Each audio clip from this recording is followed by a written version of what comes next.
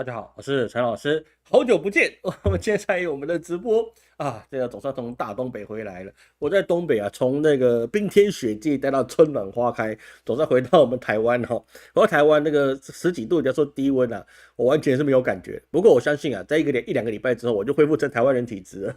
这个气候适应就是这样，刚去的时候要死要死的，现在我觉得还不错。我发现我点开那个技能树啊，我已经点到了那个防寒，已经防很多了。然后，那今天我们跟各位谈一下哈，就是说我们的那个世代兴盛清明回向大法会啊，已经开始报名了啊，还没有报名的朋友啊，赶快报名，因为我们3月29号青年节我们就要举办这个法会了啊，没办法等到那个4月的清明节哈，因为我们青年节的时候就要去办了。为什么呢？因为神明说那个日子嘛，对不对？神明说哪个日子我就办哪一个日子啊，那不是我选的，是神选的。神说那个时间好，那就是那个时间好，好吗？所以说啊，距离现在只有6天，也就是下周六啊，我们就要开始举办了。那在那之前呢，其实很多人问老师啊，那天要念什么？你们都不用念了哦，你们也不用做什么功课了。那功课既然你现在是委托给我，那就我来做。那我每天都要做啊，各位不要以为法会就那一天而已啊。我们法会按照不同的东西啊，我们都分成7、14、21天之前就要开始准备的事情啊，不是只有那一天念念然后就结束哈，没有这么回事哈。做科仪有科仪的脚步，不是只有那一天才要做，我们是真的是就是有阶段性的去做啊。比如说我们接下来做的就是下一次就是春季补运法会嘛，那补运法会那就要早21天开始做。对，那个就不是说你前5天或前7天可以做的事情，那早21天就开始准备，还有你的功课，还有你的这些仪式啊，要开始准备了。到那一天呢、就是画龙点睛，然后把各位的运给补起来。那这我们现在是画龙点睛，是把各位的祝福啊，好，把你对亲属的思念啊，那都我们把它送到另外一个世界去。那当然有人会说啊，老师，我的祖先走了很久了，那现在回向有用吗？当然是有用的啊，只要是血脉啊，互相的回向，那是一定有用的。就像我们现在啊，即使是我们现在是人嘛，对不对？但是我们曾经也是别人的祖先啊。有没有时候我们突然觉得特别幸运，飞来一个横财，或是呢突然有个真的小确幸的事情发生？那你有没有想这件事情，是不是就有可能是我们前世的子孙他正在给我们回向呢？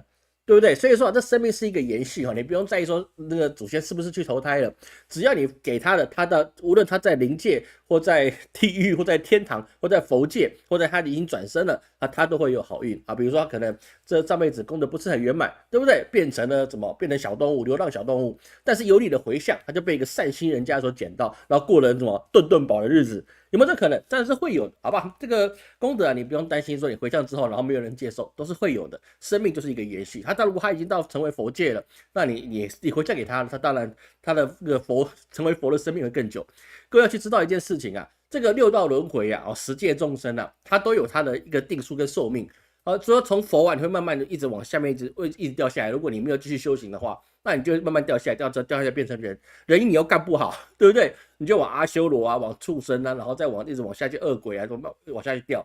所以说我们现在做的是什么呢？我们现在人的修行啊，是一个逆向生长，因为我们一定从神明变成现在凡人的，对不对？一气化三清，各位懂老师意思吗？我们道家有个一气化三清，对不对？那就是说呢，我们从天地的高等灵慢慢降维到现在啊，变成人啊，不是从我们不是从什么细菌啊变成人啊，没有，我们从神明啊佛啊变成现在这个地方。那有些人他到佛就停止了，比如说什么世尊释迦牟尼佛，因为他是久远死神，他是之前的佛，对不对？所以他现在来这个地方去运行的时候，他到一个地方，那到佛之后呢，他就继续的直接往上走了。哦，他带使命来的不一样，好吗？然后那讲完了，那就是说各位记得要报名了，还是要去报名了啊，先不要有挂碍，我们就要去做。那至于还是有件事情还是讲一下哈，因为我们的报名都是你一个对象，然后你就要报一次哈，那不是为了老师贪财哦，没有，因为一个书文啊，你只能有一个对象，那就像写信一样，对不对？你不能一个地址然后寄给很多人嘛，啊，不同的人你就给不同的地址啊，所以我们书文啊一定是按照你的状态啊，你回向给谁，我们就这张书文就写谁的名字。名录上面就是谁的名字，那回向给他哦，这个是有他的规定在啊，不能说一张纸上面全给你写满满的哦，那个不行啊，那个不符合规定，好吗？我们寄信都有这个什么那个邮递区号啊、地址啊、电话都要写，对不对？书文也是一样，他一定有你是谁，你要回向给谁，然后你想跟他讲什么，20个字以内啊，超过那个电脑会把它截断，你就没有看到了，好吗？都这样去做。好，那一开始之前呢，那我们先讲一下啊，有一个朋友啊，他们在直播前跟老师讲说，可不可以讲一下日本？其实日本老师一直很想讲，刚好他提了这件事情，我们稍微提一下。日本经济啊，有人现在非常看好日本的经济啊，其实这是一个很美丽的幻觉，你知道吗？日本的经济是不可能会好的，好吧？这是不可能会好的。首先来讲是什么呢？因为它是有个技术性衰退的，跟它一个全球经济体系往下掉的一个现实的状况，在这个地方。比如说嘛，我们现在是2025年的第二季刚开始，那我们要看的不只是2024年，还包含2023年，对不对？我们从2023年从第四季度啊，一直往回去看啊，它的年化的环比萎缩啊，它的 GDP 是掉了0.4个百分点，它是已经连续2个季度是负增长了，而且它是2023年，你已经不能够算疫情了。日本的疫情啊，它的时间是非常短的，因为日本它不能够让百姓不工作嘛，对不对？社畜是日本出来的，是不是？所以就不能够让他不工作，所以他们社会运行的速度是一直尽量的去维持。而且啊，那个本来是说它市场的预期啊，它是可以增长到1.4，但是呢，它已经萎缩了之外，它的世界经济体啊也被德国所取代。所以是说啊，他们最大的问题是在内需疲软上面啊，就是说他们的国内消费也是不振的。消费不振的是因为百姓都爱存钱，日本人很爱定存这个原因吗？当然是不对的。因为什么呢？因为我们遇到了这样子的乌俄之战，还有很多的中美贸易战的之间的影响。导致日本的政治它必须要站队，你在站队的时候啊，你就变成是说你进口来的食品，无论是荞麦或者是能源或者是各种东西进来的时候，你都变成成本变高了。所以说你既然成本变高了，百姓是不是我只拿30万日元、50万日元甚至100万日元的月薪，但是我能够买的东西是过去的可能8折哦，8折、85折之类的，你至少是涨了15%到40%之间哦，这个是很正常的。有些东西真的涨到40%哦，因为老师有一些贵客啊，他在日本开超市的啊，也有人做大宗货品的啊，那这个东西基本上就会有这个状况。那还有一个开超商的，我还没去跟他请教。但是事实上，它那个涨价是变得比较高的，比如说米这个东西哦，涨价到30%哦，看品种啦。所以说，在这个状况之下，你说这个民间的消费会不会疲软？那是一定会疲软的，而且这个是居高不下，百姓只会越消费越缩手，那是没有办法的。而且它日元也贬值，所以是说你一样的钱，你已经没办法采购到一样的一个商品进来。这个也包含的是说，日本是因为广场协议之后啊，日本不景气了几十年。这几十年啊，基本上日本的物价在2020年之前啊是没有什么大波动的大概都是这个价格，真的是岁月静好啊，物价没什么太大的波动。但是在疫情之后啊，加上那个特朗普在第一任期的大 QE，造成全世界的一个金融水准大混乱之外，也包含了就是说乌俄之战。导致的是说，你整个供应链、能源调度的问题，还有地缘政治的危机，都产生非常大的影响。而这个部分呢，也包含在2025年的通膨我们看到2025年2月啊的日本的通膨啊，它的核心 CPI 啊上涨3%连续42个月高于央行的2%的目标，日本央行而且这里面还是什么官方的报价里面还包含的是食品价格的飞涨，比如说他们的卷心菜啊，大米啊，大米涨多少呢？大米涨了81%，卷心菜涨130%啊，这是官方的数据，那不是老师讲的，也不是我猜的，好不好？也不是别人告诉我的，这是日本的官方数据。所以在这个状况之下，日本虽然它进行了其他的补贴，像我们流月里面，可是我们流月的预测里面，我们没有特别讲日本，但是我们里面讲了政府的补贴啊，其实日本是有在内的。但是实际上，你只补贴的能源，但是你的生活的素质没办法提高，甚至还萎缩了。所以说百姓也会害怕，我今天吃得起的东西，我可能我下个月就吃不起了，那么我就越来越缩手去消费。而我有没有办法创造更多的收入而来去消费呢？当然也是不行的。当然有人会跟老师讲，老师现在日本的企业抢人是非常一直在抢的，大学毕业他们很快就内定了，所以他们就业率高达90%。高达90%状况之下，首先你要去看一件事情，就是说他们的出生率其实人口是负增长的，他们老龄化是非常严重的，所以是说你本来就有这些岗位，只是过去的退休人多，那你现在补进去的人少，所以说你去应届放进去就业率是没有问题，但是也不是说每一个人都可以去就业。比如说他们应届如果2年没有去上班，你第3年再去应征了，你就不容易上了，你就可能变成一辈子打工仔。好，就不用问为什么，那是日本他们自己的企业一个想法。你既然一毕业之后2、3年你没有到公司里面内定上班，那么代表你这个有问题，对不对？你有问题，那当然我就不可以给你机会。我们要的就是纯白纸，是不是？一毕业就来我们公司，他这样子就有什么向心力，那对公司就会效忠。当然了，日本企业现在也是改变了很多，比如是说你已经从这个地方离职了，那以后你在其他的公司如果做得好，我也欢迎你回来。就是人才的一个流转率会变高，既然是终身雇佣制嘛，一次到达极限。但是现在整个状况就是在于日本的生不如死，你的死亡人数已经高过你出生人数啊。这个其实我们现在讲的这个说事情啊，跟台湾基本上是一毛一样的事情，没有什么不一样的。所以我们讲日本看到台湾跟韩国基本上它是一体化的，说日本遇到的问题，台湾跟韩国一定就是接下来就是要遇到的事情。说日本现在房价很糟糕，那韩国也有人跟老师讲过，说韩国的房价不可能跌，尤其是首尔这个地方不可能跌。你看跌不跌嘛？是不是？像2020年的时候，也有人说那个北上广深房子不会跌，中国的房子只会往上涨，一样的事情。现在还是有人跟老师讲，台湾老师你不懂啦，台湾的房子买了就一定涨了，你只要买房子，哪怕你背40年贷款了，你都是赚。我们等着瞧，不可能，好不好？不可能。台湾问题我们等一下去讲。所以在这个状况之下，那我们也看到是说它的一整个通膨的状况是非常的高，而且它 GDP 的负债高达它 GDP 的263%，说它的财务负担也很重。而这个日本的国债跟美国的国债跟其他国家的国债不一样，然后日本的国债只给日本人去购买，也就是日本的企业去吃掉日本的公债。那么这又发生到一件事情了，如果百姓的消费很弱，那么请问一下，日本的政府你要如何让企业去买你的公债？懂我意思了吗？日本公债没有外售的啊，它这是对内销售的。那前提是过去的时代，日本的企业还可以透过贷款，然后去买日本公债，因为他们贷款的成本很低，基本上是无息贷款的，对不对？这微乎其微的利息啊，你可能1%就算非常高了，然后在上面的宽松时代。而到现在已经不一样了。第一个，你借肯定要有利息；第二个就是企业赚不到钱，那利息又提高了，那我借出来的钱，我还要去付人工，然后我还要去运营，然后我还要还钱，然后我哪有钱去买你的公债？所以这个东西对日本的政府来讲，这是非常沉重的压力，因为你的国债啊不一定可以销售出去，就算可以，那么你也是拼命的推销，然后你要吃很多排头了。我们看日本的日剧就知道了嘛，对不对？那个不是你政府就一定大，有钱的人、有钱的企业啊，他是可以拿捏你的。所以说，我们谈到这些事情啊，像我们刚刚讲到老龄化这个问题，在日本啊，它不只是生不如死，它2023年人口啊减少了80万，65岁以上人口占比32%，三个人里面就有一个人啊，1.2个人他是老头子，对不对？所以他劳动缺口缺1100万。那这个东西当然就是走你新生代去补，但是你只能补岗位，不代表是说你的企业繁荣导致于你需要很多很多的员工，这完全是两回事啊！你不要去误会，他缺工好像就是他们的产业很好，不是，他缺工是因为百姓不够，他生出来的大学生不够了。他不可能什么人都要嘛，对不对？他还是得基本上大学生，你不能找个暴走族，把个呀喽，然后就让你去上班，不行嘛，对不对？他一定是要你大学毕业的啊，有一定的实力的人去上班。所以在这个状况之下，即使之前的安倍他还活着之后进行了安倍经济学啊，但是他整个系统性的问题还是有。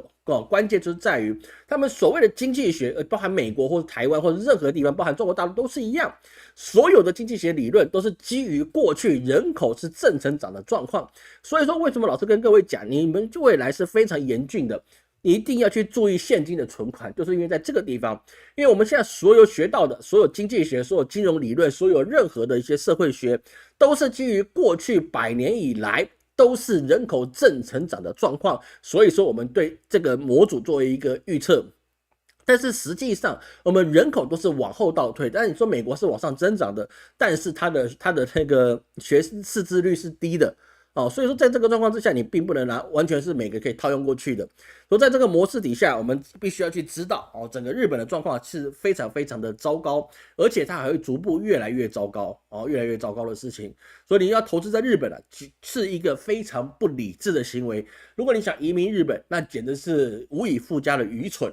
这个可能有些人想移民，老师讲这句话好像很伤人。对不起，我是老师，我看到什么我就讲什么，你喜不喜欢那是你的事情，但是我要讲的事情我就得讲，好吧？现在谁想在日本去生活，想去发展，想去那边好像去润到日本去的，我告诉你，自寻死路完全没有活路。去那边，除非你怎么样呢？我还是一句话，像是这次老师在中国也有很多年轻人问我老师我想润出去，我说可以，家里给你200万美金你就可以润。我说200万美金我干嘛润啊？对，你有200万美金你干嘛润？是不是？你就不需要认，因为你有钱，你去哪里都是皇帝，对不对？你没钱，你去哪里你都是打工仔，那有差吗？在哪里打工不会比较好，好吗？因为所有的一个企业设计的薪资都是为了让你当地赚、当地花，然后分批不剩啊！我就感到有点东北口音了，对不对？这分毛不剩啊，你花的让你一干二净的，这是所有的政府跟企业，包含我们的过去的中国的封建时代啊，22两制啊，这个老师过去讲过这个故事，都是为了让你今天赚今天花，然后一毛钱存不下来啊，这是我们的资本市场一开始就设计好的东西，好吗？各位不相信，你可以去比对。为什么基层百姓会这么多？就是因为它是经过设计的薪资，它就让你能够消费、能够工作，然后你花光光，然后你可以让政府去控制，这是人类学。有机会我们再去谈。所以在日本的未来有没有办法去说，你去透过因为可能台湾两岸之间它可能被统一了，然后呢，日本有没有半导体的优势？肯定是没有的，因为中国现在它本身的光刻机都已经快出来了，他们已经在测试了。那它这个光刻机，他们有那个叫什么名字啊？7奈米可以做到5奈米那个状况是二维的啊，二维的那个新的光刻机跟他们的晶圆的做法，所以他们的 AI 技术跟他们的晶圆，他们还有他们的芯片的能力，自产自销的能力是非常强的。日本根本插不上边啊，是根本插不上边的。这个不用去想日本有没有可能那个日积电在日本可以把日本撑起来，这是没有办法的。在那边盖的，等它完完全全都移过去的时候。那个完全都没有中国的竞争力了，绝对不是中国的对手，无论怎么样都不是中国的对手。这个不是我在吹中国好，而是中国人他妈有够多人那么多的状况之下，肯定他的研发速度是比较快的。加上他们给的这些高科技的一些培育，还有一些钱砸得够厚，加上还有就是他们非常重用青年才俊，年轻人的机会很多，对不对？35岁你找不到工作，或者你失业，你就等于完蛋了，这是一个现实。所以种种状况之下，你不可能跟中国去比这个所谓的高科技比不上了。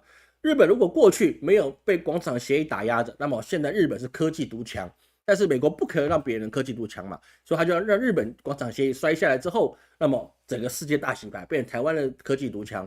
那现在中国也是科技非常优越的状况。所以日本基本上是没有办法去发展太好了，尤其包含是什么呢？包含日本的能源是94%是依赖进口的，94%的能源是进口的所以说光能源进出口这个状况，它是有1.2兆日元的逆差，所以这个对他们来讲都是成本，你知道吗？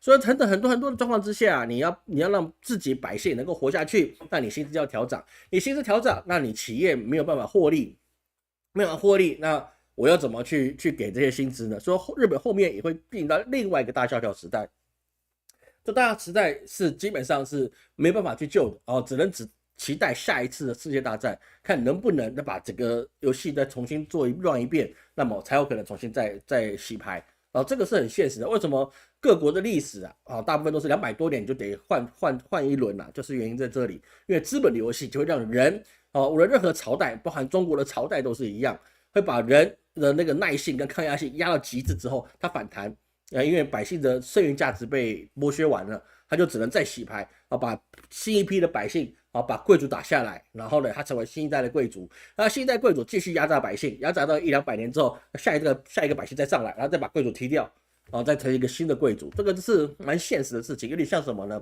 有点像狮群，你知道吗？狮子的狮群，还有那个什么猎犬那个肛肠科族的那个猎犬。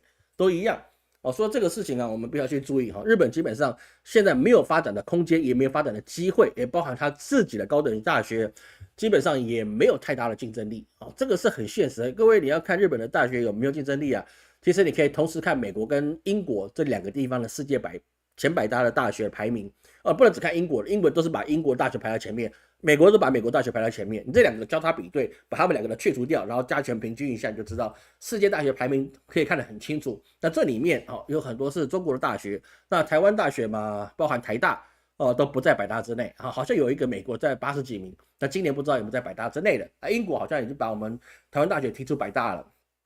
所以说各位，你要去了解整个世界的趋势是在这个地方，好吗？好，看各位有什么问题，不要说我一直呼噜，然后这个后来卡住了就不好了。好，来我们中途插播一下，我们要插播一下哈，插播一下这个所谓的那个大罢免的这个事情哦。这个老师一直很害怕，你知道吗？我一个小老百姓，我的限流，我的网站，我的那个频道被限流了，已经很惨了啊，对不对？这个我觉得我也破罐子破摔了，反正都被限流这么惨了，我拍什么他都把我压下去，算了，我也认了。大罢免这个事情啊，各位你要去知道一件事情，大罢免这个事情，我们送上去的所有资料都是无记名的。啊，没有记名的，你没有身份证去统治的啊，当然没有人找老师联署了，因为我本身也很忙，根本遇不到这些政治场合了。但是你要知道，送上去的东西都是不记名的，你未来投票也是不记名的，你到底是怎么样的状况，你根本就不知道，就是他会不会过？我告诉你，不要跟我讲现在名气可用，不用用的，任何东西你只要没有实名，都是可以 online take 你知道吗？啊，我没有说谁一定 online take 的，我只是跟你讲。这个事情啊，它是 online take 的事情，好不好？这个你大罢免这个东西啊，有时候它没有你想象中的，它是以民意来去看的哦，并不是这样，好像觉得是说啊，民调都是很高，那出来怎么会这样？那不记名的你要怎么去算？那不记名的，你知道吗？你投票不记名，这是一个非常荒谬的一个事情，我不晓得为什么会这样，但是或许是保护投票人吧，但是你只要不记名，就没有人为这张票负责任。你不为这张票负责任，那你上面这张票到底是谁投，你也不知道。你也不知道，对不对？说很多事情它是可以变化的。说大罢免这件事情啊，其实不用看太那个，因为它在后面越来越严重的状况之下，就像我们上礼拜讲到的了，好，那个戒严这个事情有没有可能发生，你都无法去理解，好吗？你都无法去理解。所以很多事情啊，各位，这个民意不重要，重要的是谁有权利，好吧？权力在谁手上，谁就可以干什么事情，好吗？好，这个参差的啊，这个不会变成切片哦。不会被切片，好吗？有人说北海道千岁是要导入半导体产业发展，有帮助吗？没有帮助，是完全没有帮助。一个这种高科技产业，你要盖的时候，你没有个3-5年，你盖不了完善了，因为移过去你要钱、要人、要地啊，很多东西要整合啊，包含封装测试跟运转，还有工程师的培训。没有3-5年它是让不顺的，但是3-5年之后，所有半导体基本上都是中国大陆天下了，你不用去怀疑这件事情啊。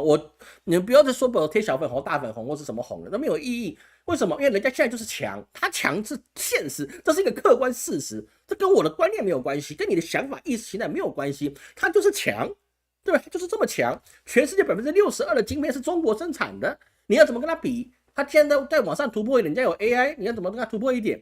是不是？你没办法跟他比呀、那你等你盖好的时候，别人都已经做出3奈米来了，甚至2奈米、1奈米，中国都可能做出来，因为它有自己光刻机之后，后面的事情都是一马平川了。那个没有什么太大的障碍，因为他们现在最大问题就是光刻机，光刻机一旦突破，那就没什么事了。那还有日本什么事吗？盖好等于完蛋。美国美积电也是一样，盖好你大概也是没什么竞争力的，一过去都3-5年的时间了。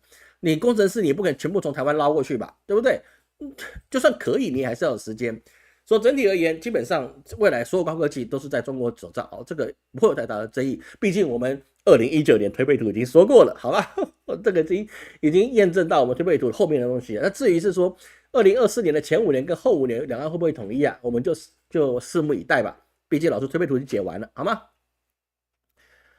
日本名牌大学生外国留学生排除在外，是日本大学生。好，这个我不是很理解意思哈。日本米跟农林的瞎操作有关啊，这个我不是很懂，好吗？李嘉诚的事情我们等下会讲到。老师，小孩明年大学毕业去中国大陆继续求学好吗？还是先去当兵好？你这个时候去当兵，我也觉得你蛮勇敢的哦。那个看个人啦，我觉得当兵是我们国民义务啦。对了，我是当2年多的兵啦，是没有错啦。但是现在这个状况，明年嘛，我觉得很难说。今年先过完，我们再考虑明年。那你要去中国大陆去念大学，那你要看他的那个学测分数，好吧？其实现在在台湾的学生啊，去用学测成绩啊去申请中国大学啊，都是加分的哦。其实你可以去参考一下啊。其实蛮多大学我们是可以跨级去考，但是记得哦，你需要跨级去进到那个985或211啊，你学生的程度啊，你要跟得上啊，因为真的是很不容易跟上，因为人家高中就很卷了。预知外国学生就业率不高哦，那也没办法，因为种族歧视总是会有的，好吗？种族歧视总是会有的。好，那我们接下去看了，要不然今天讲不完了哈。接下来我们最重要看的是看到美国这个事情是非常非常有趣，各位你要去注意到这一点。美国啊，我们只能说啊，我们川普老先生啊，他其实老师之前说过啊，他上任1年或半载一定会出事。那么现在有没有应验？那各位我们就可以来看一看他到底是不是真的有应验啊？是事实上应该是没有什么太大的差别，因为它的结果就是，就是这个样子。我说真的，它这个结果真的是还蛮糟糕的。那有人说川普是不是像胡佛啊？这个我们可以评论一下。但是啊，事实上，老师跟各位讲，我的观点是啊，那个川普很像什么？很像袁绍啊。袁绍是什么？四世三公，对不对？说实在的，在三国时代啊，袁绍真的哪怕他聪明那么一点，一点点就可以，不要太多，就那么一点点就好，他就可以匡复汉室，他就可以继续的什么十世十公都没有问题。为什么？因为他有钱哦，有粮食，有土地，有谋臣，有武将，还有很多很多的兵，他要什么有什么。我说实在的，袁绍真的是三国初期最强大的人。董卓没有把袁绍安抚好，那他被败亡也是正常的，因为其实袁绍是最大的兵力的集团哦。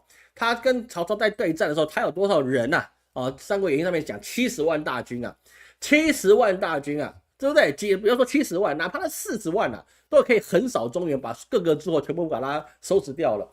但是他就碰巧的怎么样？每一个决策都是在最失败的地方去进行，对不对？你该去打，该去守的地方不守，然后该攻的时候不攻，然后把粮草放到乌巢给大家去烧，对不对？这个关洛之战那些事情真的是非常的荒谬，但你觉得很荒谬，但是它实际上就是这么荒谬。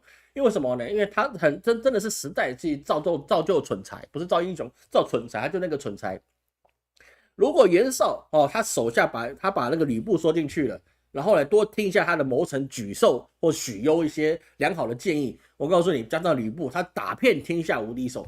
不要想吕布为什么听袁绍的？袁绍他是四世三公，他是贵族，对不对？吕布是汉朝的忠臣，这两个合在一起，那肯定打遍天下无敌手。汉献帝翘二郎腿在那边喝茶，天下大定矣。我告诉你，这个是必然的。但是很可惜，袁绍做的所有决定，刚刚好都在最错误的地方。所以老师觉得那个特朗普就真的有点像袁绍。他本来可以匡复汉室，匡复美国，让美国再次伟大的，但是呢，按照他的策略，他只能让把一手好牌打到最烂。所以说，1年或半载，美国必然出大问题。他现在从1月上来，还没半载就已经出大问题了啊！这个其实也蛮现实的。那其实那个贺锦丽上来会不会好？不会，贺锦丽上来立刻烂掉，很现实的。贺锦丽上来是立刻烂掉哦。这个我还是照着过去预测，虽然我谁赢谁输，我这个是错了啦，但是实际上也是这样。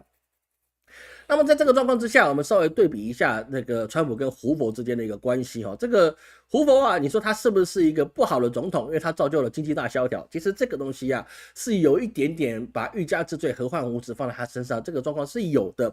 因为什么呢？因为其实胡佛啊，他像美国有胡佛大坝哦，他其实用很多的实力去尽量的去建设这个国家。但是他的环境已经被资本家操控到，他已经没有办法翻身了。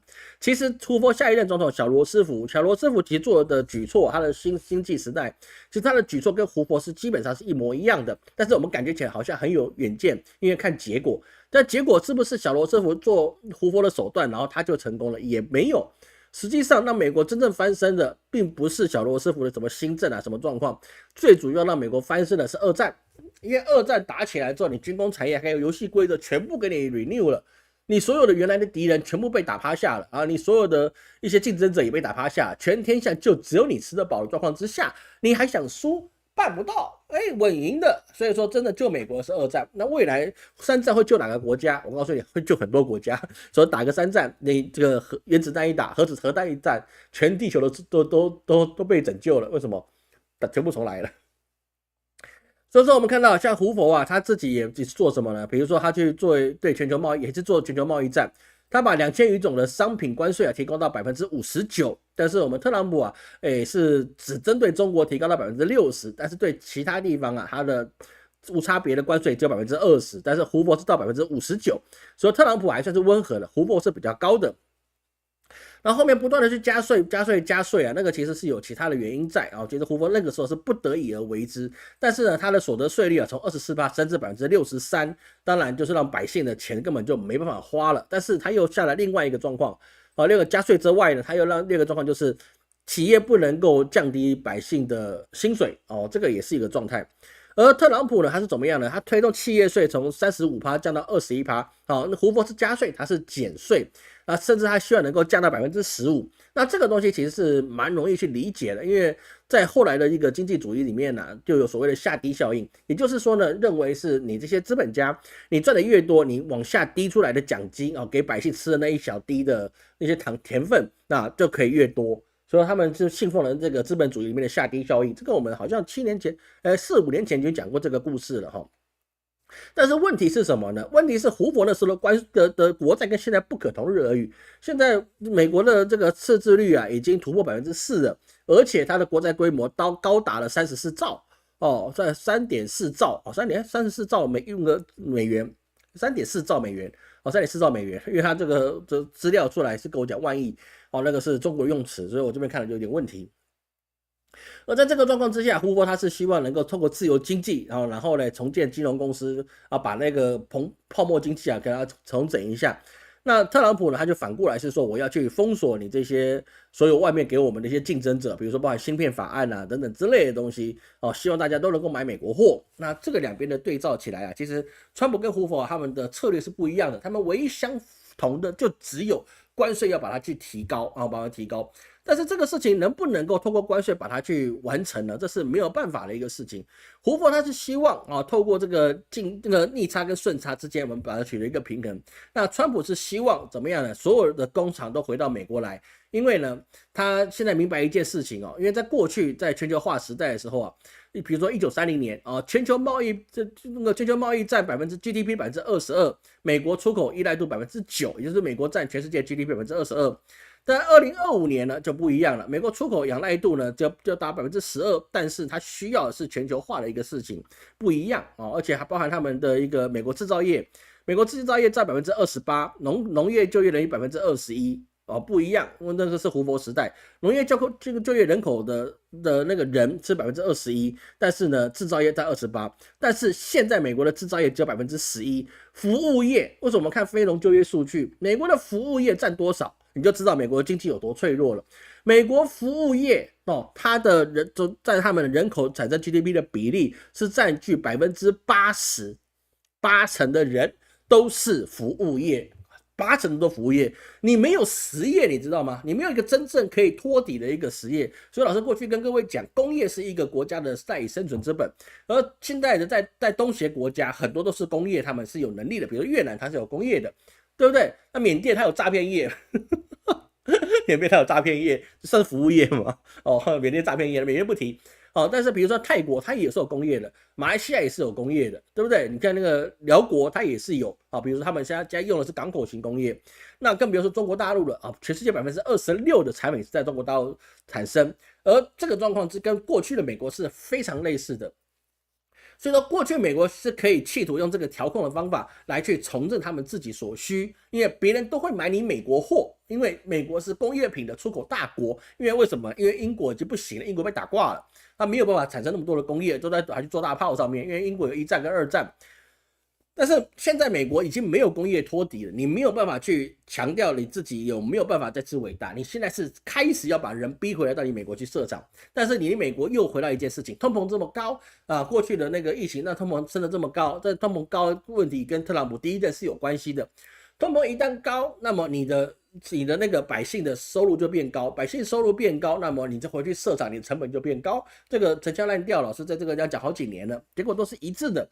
所以说，你在这个状况之下，美国有没有办法再次伟大？基本上按目前特朗普的做法是没有办法的啊，没有办法的。加上现在他以美国所率先做出来的全球贸易关税壁垒，也会让其他国家跟过去在胡佛时代一样进行对等的贸易去制裁。但是过去贸易制裁，美国它虽然失业率高，但是它有一个办法，就是在于它本身是有工业品可以出口，所以是说它后面包含军工产业。或是在一些这个世界重建的过程之中，它可以占着主导地位，就是因为它有工厂，它也可以卖汽车啊，它有很多东西。但是现在美国没有啊，美国没有，你连航空母舰都已经是老掉牙的东西了。很多人说那个跟老师去争辩说，美国现在第7舰队啊，什么印太司令部啊，叽里呱啦的。你要想一件事情啊，你所谓的这么强大的美国海军，它多少年你没有更新了？多少年没有新的航母下水了？多少年没有新的驱逐舰下水了？多少年他们没有一个完完整整的一个军事的飞跃了？他们最多只有 F-35，对不对？他后面现在还有 F-36最新的6代战机，是不是？但是其他的没有。世界上不是只有你飞机会飞、导弹会射就可以了，你必须一定要有海军。没有海军，你是没有办法掌握世界的。海权这个是在地球上面是一个极端重要的一个军事力。你没有海权，你陆上再强，你都有限。比如说，你像元朝哦，他为什么没办法把那个日本打下来，变成他有神风特工队？因为他们的航海术不行。大清朝对金戈铁马，那个横扫中国大地，还可以收复新疆，对不对？西藏、新疆打到你不要的，但是他没有海军。没有海军，你遇到日本你就没有办法了。不要说其他人，光日本你就打不过了。所以说到后面大清朝为什么会有这些甲午海战啊，或者什么英法联军啊？为什么打都容易打进来中国？不是他们本地的军队烂而已，他们连海军的海防都没办法做出来。所以你没有海军，你就等于没有国防。这样讲，各位应该懂老师意思吗？没有海军，没有国防，你也没有侵略力。你一定要有海军，海军是所有军种里面非常重要的一支军队。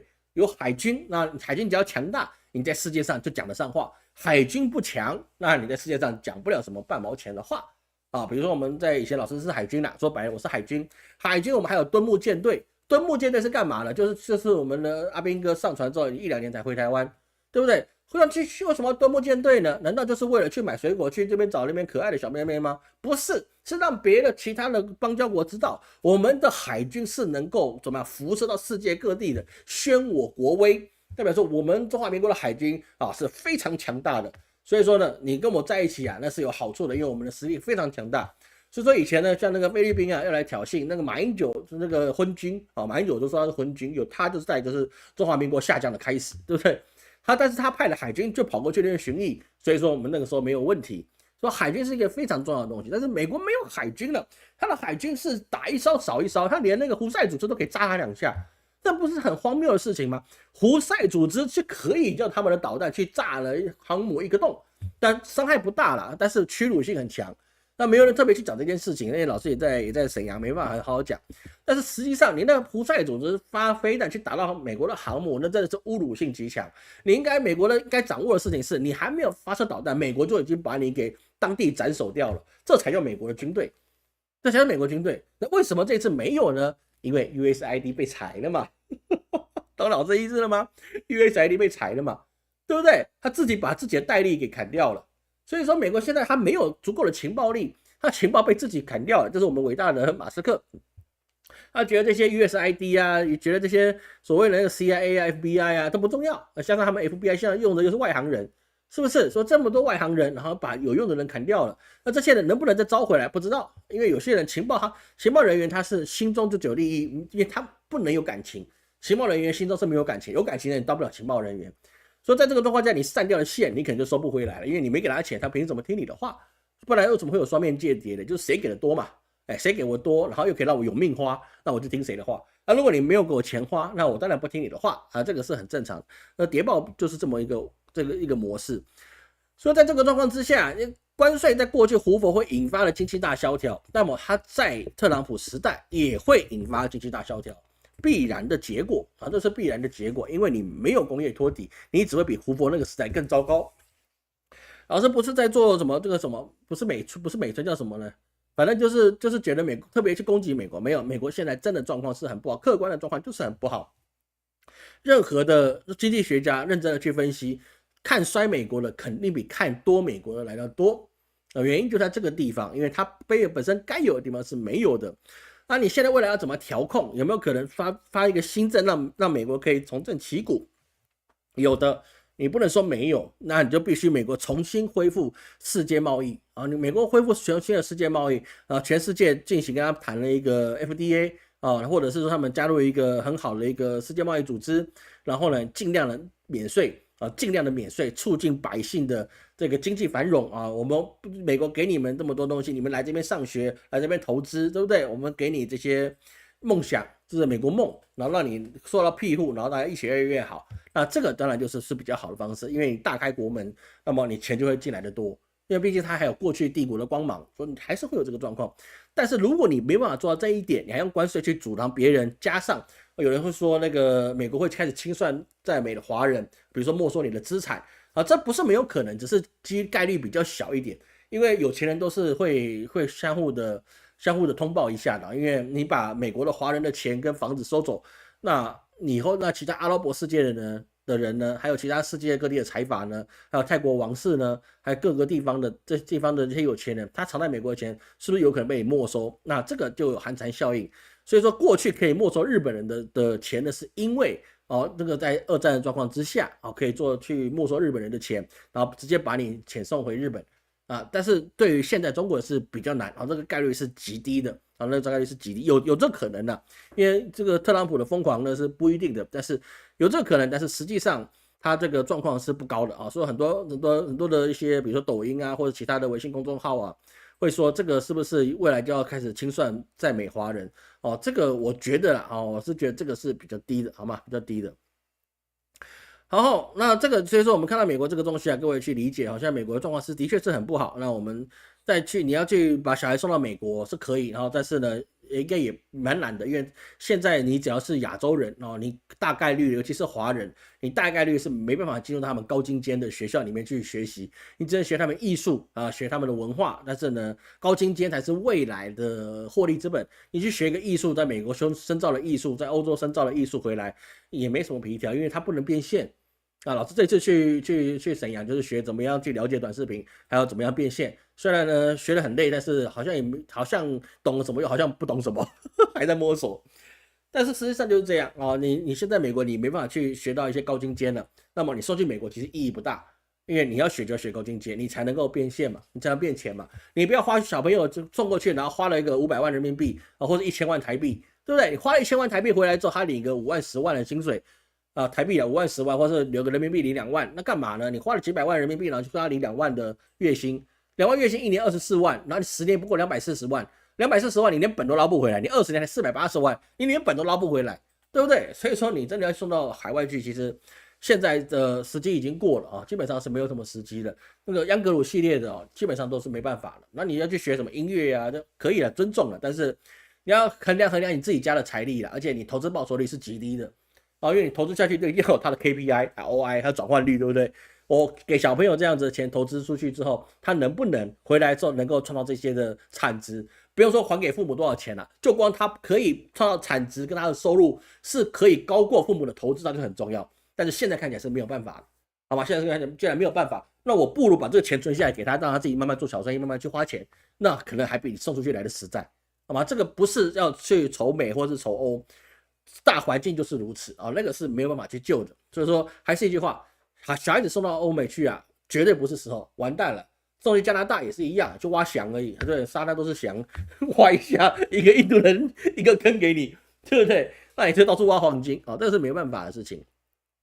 所以在这个模式我们等一下要谈到另外一个我们等一下谈到菲律宾，好吗？菲律宾其实老师在东北的时候就想跟大家谈但是因为我们是录影的时候，我就没办法抓到适合的时间来跟各位谈。我先看各位有什么问题。福建的地是不是要卖掉？福建地卖掉，我怎么知道你福建地是什么地有人买就卖吧，有人看你，这个很难去讲，因为我没办法了解你那什么地这个我没办法去知道。你可以付费来问卦，好吗？中国光刻机 LDP 技术与爱斯摩尔技术不同专利绕过去了，前进2-3奈米这个是我倒是听过，但是我毕竟不是理工系列的这个我不能讲得很细。那感谢这位姓黄的Howdy 你的补充的确是如此但是我不知道的事情我不敢讲了。那我所能够知道就是通俗话告诉各位，但是的确跟我看到的报道是差不多中国现在是有能力往3奈米去迈进的3奈米不就是现在台积电最引以为傲的技术之一吗？因为他们到2奈米跟1奈米，但是你到1奈米的状况之下已经有阻碍，大概在1.5奈米到2奈米之间到完全1奈米，其实现在台积电也没办法做到那么完善的状态，就到3奈米就差很多的，好吗？而另外一件事各位去理解这个额外提的一件事现在全世界去公认美国之前还是以科技霸权为主但是现在根据科技业的一些评估中国跟美国的高科技尤其是 AI 技术他们评估只差6个月，过去是差了5年10年几个世代，没有，光 DeepSeek 出来之后爆发性成长，中国跟美国现在的科技霸权里面，中国只落后美国6个月。6个月啊，你不等于现在讲6个月，那实际上是不是有到6个月呢？也不会那么短啊，不会那么长的，可能还更短的时间。为什么？因为老师一直跟各位去讲，DeepSeek 他是一个会不耐烦、会去思考的人，他是会跟你思考的，会跟你去有点会说谎、会有情绪的，会乱七八糟去规避一些事情的。在这么聪明的模组状况之下，它会不断的迭代跟进化，甚至它可能会自我的进化。它的模组虽然现在是 R1，但是它后面还是会再进化。当再一次进化的时候，它已经可以控制的东西，绝对是超出我们现在所有人可以认知的项目之内。这个是绝对的。然后所以说，如果你实在很讨厌中国大陆，那没关系，你用 GPT。但 GPT 现在已经落后DeepSeek 很多很多了。好吗？落后真的是非常多的。这个 GPT 我真的是用很久了，我都是付费，我有它 API， 我是长期付费的。但是它跟 DeepSeek 简直是没有办法去比啊！不是我故意唱衰 GPT， 那真的是很难去比较啊！这个各位要去了解啊这件事情。好，还没有什么问题啊？没有问题，我们继续下去哈。喝个水。我跟各位一下，我们以后是不是又录播就好了？直播跟录播，各位有没有觉得有没有差哦？还有第二件事情啊，老师未来的所有的更新啊，我们尽量集中在短视频之内，因为现在大家的习惯不一样了。过去大家还可能乖乖在电脑前面去看看节目哦，现在我发现所有人的习惯都不一样，没有那么耐心看了。你做个10分钟、15分钟，以前叫做及格边缘，因为 YouTube 以前是至少8分钟，不然你就不算是一个及格的视频。但是你现在叫一个人在电脑前面或在手机上看8分钟到15分钟的一些自媒体啊，这变成一种折磨。因为除非是真的很有趣，比如说安迪老师他的做的蛮有梗的，或者其他人比如老高啊做的比较有梗的东西，那可以。但是你在其他节目你要做的，看别人在那边看15分钟，现在人耐心没有了，因为被抖音教坏了，都是刷。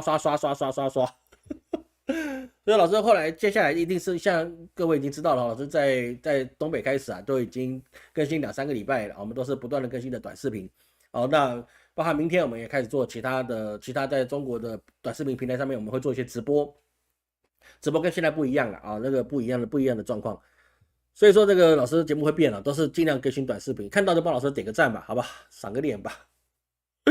好吧，不然老师被打压很惨的，好吧，真的是蛮糟糕的一个事情，对不对？我15万订阅的，结果现在落到真的是很糟糕的一个状态，也是感谢各位啊，这个长期给老师支持的，你们没有主动去支持老师哦，老师的节目都被压到看不到了哦，这就这样吧，那也没办法，好吧。好，那我们翻一下，我们看到菲律宾哦，菲律宾这个事情也是蛮有意思的，为什么呢？因为菲律宾当时在杜特地被抓的时候，老师只有露出一个邪魅的笑容，为什么？因为老师认为杜特地是故意被抓的，他明知山有虎，便向虎山行。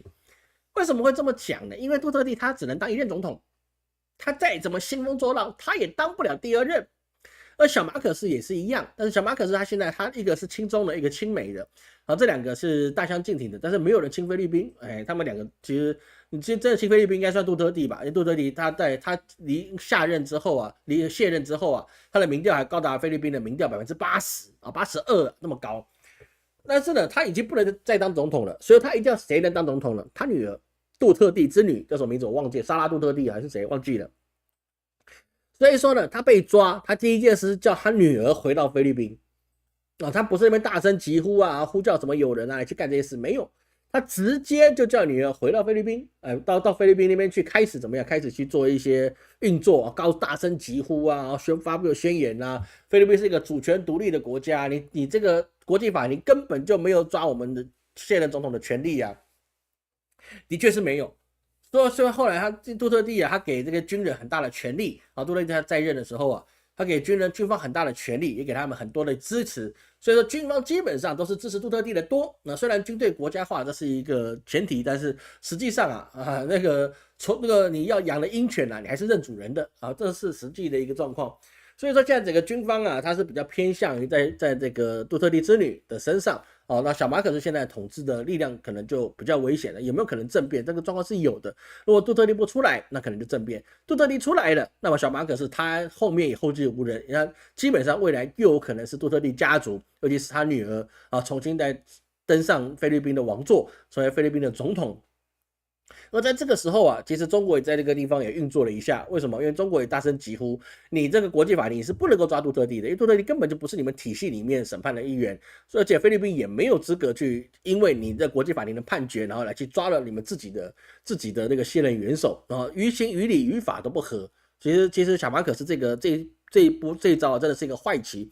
但这个坏棋有没有人去指挥？当然是有。那十之八九还是新的国务卿跟特朗普去配合，要去让他去抓杜特地。为什么？因为杜特地亲中，那他现在民间还有力量，所以为了要消弭任何的反抗力量，他当然是要先抓杜特地。只是这个棋真的太臭了，臭到真的是你根本就是亲手把杜特地家族的人重新送到了总统宝座。如果这次他再发生了一些政变，那他就可以直接回到这个宝座上面啊，不用再等3年了啊，直接回去了。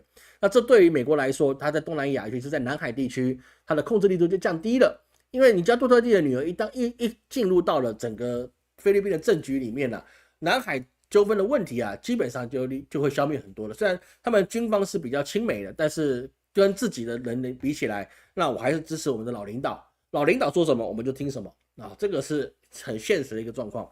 所以说，你现在对于中国去支持的杜特地，那包含了美国现在对于 USID 还有其他的情报的掌握住的善思啊，所以对于南海状况其实就没有那么危险了，因为菲律宾它也没有军力跟中国的军事力去硬拼，那没有军事力去硬拼，那么加上他们现在内部不稳，南海的问题啊还没开始就可能就要结束了哦，这个其实是蛮有趣的一个状态。这也叫伊梅马可斯，伊梅马可斯是现在小马可斯的姐姐啊，小马可斯的姐姐也说这个事情是不行的，代比杜特地这个是不行的，也包含这个他们的菲律宾现在内政部长叫做雷穆拉啊，他也说这个状况是有争议的啊，比如他就说在杜特地逮捕杜特地的前一天呢，总统小马可斯啊曾命令采取行动哦，那这跟他一起去策划，但是呢。这个东西可能是不大行哦，这内部现在很多声音是在跟马可斯下去选边的，包括马可斯家人自己都产生这些问题，所以说这个问题啊，南海这个状况其实对台湾是不利的，因为南海如果越稳定啊，中国势力越强啊，那我们哪天发生了台海之战的时候，我们总统往哪跑呢？对不对？我们总统跑不掉了啊。如果你现在是亲美的，我们总统跑的时候还可以再成为一个流亡政府，他还有办法可以活下来。那如果你南海都被封住了，那他往哪跑？往澳洲跑吗？还是往日本跑？日本敢收吗？那就比较难了，好不好？这个对台湾来讲是蛮不好的一个事情，因为你连南边的能够逃跑的路线都没有了，南边逃跑路线没有之外，你连别人要来支援你的空间也没有了，所以台湾现在整个基本上是四面环敌的状态，你根本就没有办法去处理。所以，我们先来看这个杜特地的事情啊，其实不是只有看菲律宾本身的问题，它跟我们台湾是有间接上的一个关系哦，这个是非常危险的一个事情，好吗？哦，感谢书啊，感谢书建赞助哦，感谢大家赞助，谢谢大家哈。所以说我们继续下去哦，所以在这个状况之下，我们讲到台湾哦，台湾在这个模式里面啊，它就变成是非常危急的，因为我们台湾现在不断的要去收缩我们的军阵，然后要把这个军人训练起来。但是你要训练一些新的士兵啊，你真的来得及吗？因为战争呢，它是需要老兵的。老兵就是说你有一个长期训练而且非常精良的哦，对整个部队的反应是非常好的。那你没有个2-3年啊，你可能没有办法培养出真正的老兵。但是我们的义务役士兵的数量是比较多的。我们志愿役士兵是比较少的，包含这次我们所听到台湾内部的新闻啊，老师没办法求证啊。不过呢，按照国防部的现在公布，就是说我们的志愿役的士官兵啊，募招率就20%，包含了国防医学院啊，这个军医官啊，你也就20%啊。所以说我们的招募新血的状况，职业军人的状况就有2成到3成。你只有2成到3成的话，那它就不是一个有实力的军队。你的士兵一定要是你够充足哦，你的指挥系统够成熟，而且训练很久哦。像这军官啦，你至少都要5年到10年以上的淬炼，你才能够熟悉所有部队运行的一些基本的模式，算是一个可以指挥的状态啊，可以指挥部队的状态。不然的话，你只是士兵的话，你可能3-5年就可以，但是你要指挥官，你要5到10年的历练。你才能说你可以指挥这个部队，因为指挥一个部队不是叫士兵往前冲就可以了，你要跟各部门，比如说你参谋部门参1到参5，对不对？每个参谋部门你要怎么去运作粮秣哦，还有一些设备、弹药啊、补给这些东西，你要怎么样去跟上去？这其实你必须到各个单位去轮调之后，你累积足够的经验，那你成为一个合格的军官或者是一个士官，你才能够指挥军队。但是我们现在如果募招进来的士兵的那个志愿役的军人就这么的少，那么怎么去做呢？对不对？所以说老师建议啊，其实胡说八道的建议了，好不好？我今天晚餐吃太多了，高血糖，我胡说八道啊，我们就强制应招黑熊部队的，全部去当志愿役军人，给他完全是国家的待遇，对不对？全部当志愿役，签5年，5年给他考下去。我们黑熊士兵不是很强大吗？我们的曹老板不是说他的黑熊士队很强大吗？全部强制进去的这些，我们国家不能有民兵组织嘛？全部强征，全部进入我们的士兵里面，对不对？形成一股生力军，未来也给他们全部许他们一个军官的资格，是不是？全部来去训练，往死里训练，那这些黑熊部队就变成黑熊英雄，是不是很好的建议？对不对？那当然是不愿意的啦，肯定是不愿意的，谁要去当兵呢？对不对？好汉不当兵，好铁不打钉嘛，是不是？所以说，我们台湾既然没有这么充足的一个志愿役士兵或者士官兵呢，那我们就不要想义务役士兵到底是能不能多好用了。我们现在恢复成义务役士兵是1年，1年啊，其实是一个很短的日子哦，你才刚刚学会理正少息，好，可以听得懂部队的指令，开始运作。所以说那个时候老师在当兵的时候，我们当2年多的兵嘛，就叫破冬，就是说你来部队下部队第一个年头啊，过了1年了，后面速度就变快了，因为还有1年就变得很快就结束了。破大冬就最后一个冬天。你就过完了，对不对？那这个状况之下，你的士兵就1年，那他只会立正少息。你真的要熟悉什么战绩，可以啦，啊，可以啦，除非你狂抄猛抄是可以啦，但是实际上他能够作战的心理建设跟他的战斗素质，其实没有办法很好做出来的啊，这真的是没办法好好做出来。老兵是需要3、5年的时间去淬炼才淬炼出来，但是没办法，你志愿役士兵能够待那么久吗？义务役士兵待那么久吗？加上教招，对不对？教招的状况之下，你招回来的这些人。你能训练多久？3个月还是5个月还是半年？不可能吧？你教招回去，你训练的时间就是有限，你只让他学到基本的温习一下我这枪怎么拿的。那每个不是头秃了就肚子大了，你教他怎么打仗，对不对？后面还有老婆小孩，你怎么打仗？为什么要打仗？我老婆小孩在这个地方，我为了你，他妈我去送死啊？不可能！越有家累的人，我逃兵是一流的。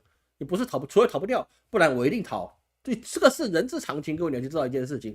你会教招回来的，后面都是老婆小孩一大堆，对不对？不是老婆小孩可以一大堆，但老婆不能一大堆啊。就变成说你后面有家累的人，他没有战役的，这个招回来，你训练完也没有战役的，他能投降还是投降的，他能倒戈还是倒戈的？为什么？因为我投降，我倒戈，我可能还有点活路，我跟共产党硬拼，我们要稳死的，稳死的，这个是现实上的一个问题。人家有机械狗，对不对？这冲进来了，他们跟一个机械狗打，你打得赢吗？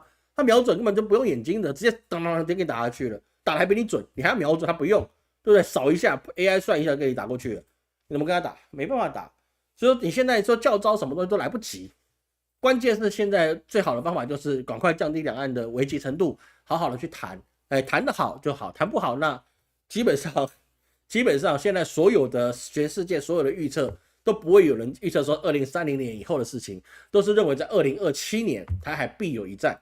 2027年啊，现在都已经快要年中了，对不对？接3月23，过没几天就4月了，是不是？2027离我们是多久？2年吗？不到2年嘞，大哥大姐们，不到2年，台湾就要面临战争嘞，2年哦。那么请问一下，我之前叫你们不要买房子，你有没有听进去？叫你们不要去扩张，你有没有听进去？如果全世界的人告诉你2年台海必有一战，而且2年以内，他不是说2年到那个时候才会打，而是2年以内必有一战。那请问一下，你的房子告诉我，经历战争之后它会涨价吗？中国会派人来买啊？别想了哈，你就算台湾被统一了，他们那边也是限制入台的啦，哦，只有团进团出啦，没给你自由的啦，不可能不可能让你花钱去买台湾的房子，那你经济怎么办？台积电已经送给北积电了，那你还剩什么？而且他根本不需要在台湾盖，中国土地那么大，人才这么多，又有光刻机又有原料，又有稀土，他来你这边干嘛？那你经济在哪里？那你房子卖给谁？租给谁？房子一定涨吗？我就不说出生率跟死亡率的问题了，我就说他2年之内必有一战的状况之下，你的房子累积那么多，你卖给谁？卖给谁？没得买，没得玩。所以我能够跟各位的建议啊，就是我现在晚上吃太多，血糖过高了，晕头转向的建议啊，就是你只要不是自己住的房子，我都建议你卖掉。台湾的我都建议你卖掉，啊，自己住的你如果没贷款 OK 了，有贷款我建议你都卖掉，卖掉然后就把你自己的贷款还完，你至少有个窝可以待。像老师这种无房的，对不对？三无领导人，没房有车没存款啊，那这个我的老婆小孩带了我就跑，对不对？真的过不下去我得跑嘛，我过不下去我得顾着这老婆小孩生存嘛。那我看去新加坡啊，去马来西亚还是流亡到哪里去，对不对？回到马来西亚我没人靠，也没办法去找我爸好了，我爸在越南，我干脆逃去越南算了。对不对？就是可以跟他一起看燕子吐口水，因为我们家现在做燕窝的，或者跟我爸一起看燕子吐口水，看能不能过完这一生。但是你在台湾你怎么办呢？你房子在台湾背个30-40年的房贷，你怎么搞？有房子不是自己住的，我都建议你卖掉，好吗？中国的土地要不要卖我不知道，台湾我是建议你卖，好吧？这仅供参考，好不好？这是我个人的建议而已，好吗？台湾这条线路人忍住吗？他没有忍不忍住的问题，他只有一件事，就什么时候打最好的问题哦。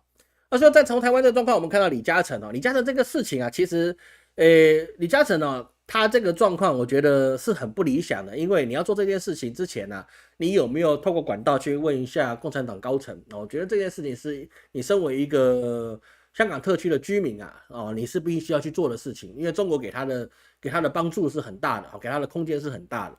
他即使是在非常亲英国的，但是基本上他还是去给嘉诚很大的发展空间跟发挥空间。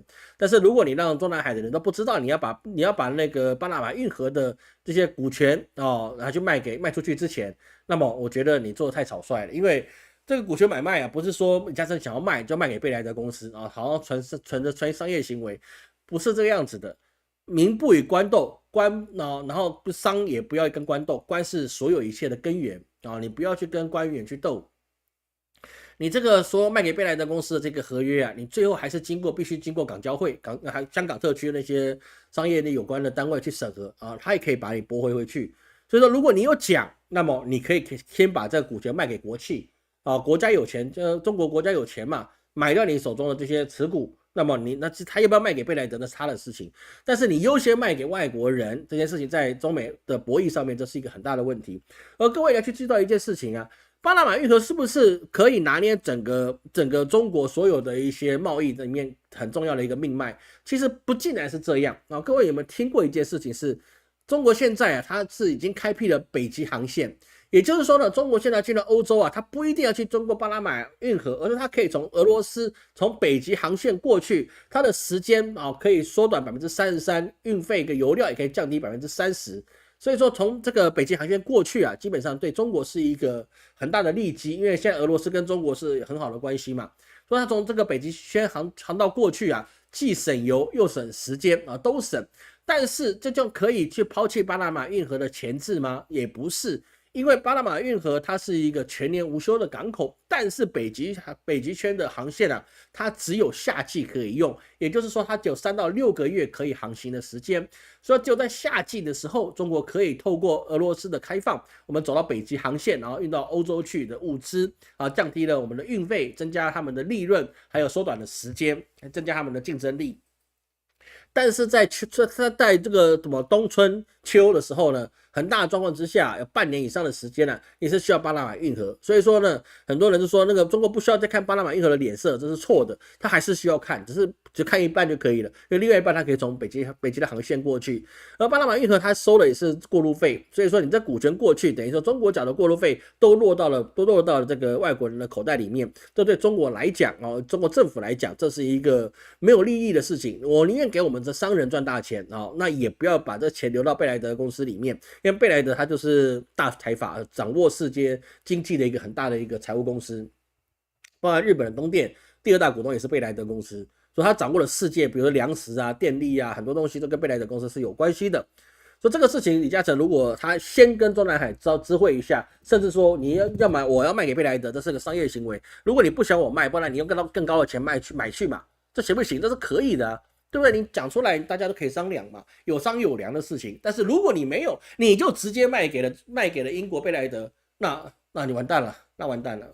这个长江集团啊，然后李嘉诚打一辈子金算盘，那想到最后一次当个忠臣啊，当成英国的忠臣啊，这个是就毁了。他后面的家族在中国可能会寸步难行哦。你这一旦得罪了官一直迭代，仇恨是不会忘记的。说长江集团的后面其实老师并不看好，并不看好，会蛮大的一些问题的，好吗？就医疗展览会，朋友去日本500强企业一类地搞采集，日子过得不好过。当然那没办法的事情，那是没办法的事情。所以说啊，那个李嘉诚的问题，其实我们大概已经可以这么讲哈，他这个是基本上是因小失大了，哦，这个是因小失大，包含英国香港大公报也说，这个东西你可能是有很大的争议啊，这个蛮难的一个事情，好吗？哦，所以说这个中国商船呢，在巴拿马运河那边呢，是有21%的运货量，说中国它付的钱是非常多的啊，这个付的钱是非常多的。然后那现在刚好我们后面只剩下一点点东西哦，那其实是没讲到乌俄之战了，乌俄之战这个东西我们今天就不讲了，乌俄之战其实一直讲结果都差不多的，好吗？比如说李嘉诚和巴菲特今年会有大问题，就光他这次的把巴拿马运河的这个管理费然后这个股份啊卖给贝莱德这个事情就是大问题了，好吗？台湾只剩早餐店，我告诉你，我觉得台湾的物价真的太可怕了。我的便当，我从去年这个时候哦，好像是90块，然后涨到100块，然后又涨到110块，然后我从沈阳回来之后，我再去买那个鸡排便当，它给我涨到135块，135块一个便当，135块一个便当。当然我在台北市东区了，哦，因为物价可能本来就比较高，但是135块一个便当，135块一个便当，我真的觉得妈妈咪呀，你这什么玩意儿啊？这太可怕了吧！从90到110到100，110，然后直接跳到135，我的妈呀！这个物价各位不要小看，这个便当的物价如果在涨，我们所有的支出都会变高，而我们所得并没有变，那这个问题是很大的。台湾是蛮大的一个问题，加上刚朋友讲的也对，电费是要涨价的，好，台湾电费现在又要涨，为什么要涨呢？因为补贴了光电，补贴了风力嘛，对不对？我们补贴了台湾那些卖电的公司，我们不发便宜的核电，哦，这成本可能不到1块钱的，然后我们用7块钱去跟他买，我们花7倍的钱去买电，你说我们怎么样能够不涨电费？可是本来可以避免的事情，为什么要去做？你说为什么呢？我不知道，各位你觉得就好了，好不好？反正我也豁出去，反正也没人理我。我现在已经没有影响力了，那现在我就随便讲了，我已经豁出去了，反正我也没影响力了，对不对？你现在你用1块钱的成本的电你不发，你去买人家7块的电，那你要怎么去搞？你要告诉我怎么去搞，然后再去买天然气、买石油，跟我讲飞核家园。飞核家园是我们玩得起的吗？你要讲我们玩不起，玩不起啊！玩不起的飞核家园，你为什么要去玩呢？我不知道，我不知道，我不懂，我就觉得可以用便宜的东西我就去买，好吗？好，那我们今天直播时间到了哈，就再讲下去就会拖时间了。说乌俄之战我们不讲了啊，乌俄之战我们下礼拜再一起讲，因为乌俄之战它影响大概就差不多是这样。俄罗斯真的是赢到麻掉了，跟我们前2个礼拜我们的短剧一样啊，赢到麻掉，麻到整个发麻了哦，这赚到赢到不知道该怎么去讲，大获全胜，没办法去讲的事情。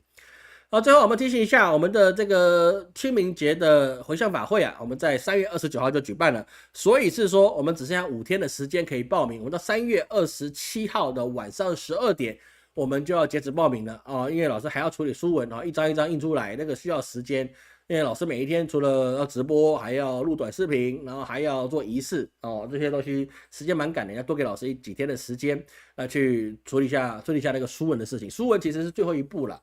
但是前面的仪式跟准备是比较多的啊，真的是比较多的，几十个小时的时间，我们都要去为仪式而做准备。为什么呢？因为老师很看重每一次我们的科仪的仪式。因为呢，各位可能觉得我们1年做一次，但是你要想到我们的祖先跟我们的往生亲属啊，他1年可能就等到那么一次，他就等我们给他的祝福，望穿秋水，就希望我们给他一个小礼物。所以是说，老师非常重视像清明节或中元节这样子的回向的机会，因为他们也望穿秋水，可是我们每天都有不同的新环境，但是他们等我们1年不就那么几次而已嘛。感谢各位今天的收看，我是陈老师，我们下周见。